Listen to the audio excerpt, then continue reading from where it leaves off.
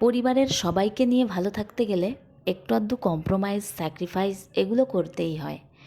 এই যে তুমি তোমার পরিবারের জন্য স্যাক্রিফাইস করছো, এটা তোমার পরিবারের সবাই বোঝে তো? স্যাক্রিফাইস না কখনো একতরফা করবে না, তাহলে কিন্তু তুমি টেকেন ফর গ্রান্টেড হয়ে যাবে। তুমি যদি নিজেকে মূল্য দাও, অন্যরাও তোমাকে মূল্য দেবে। তারাও ভাববে এই মানুষটারও কিছু বেসিক প্রয়োজন আছে। তাই আগে নিজেকে ভালোবাসো, নিজের ছোটোখাটো শখগুলোকে পূরণ করো।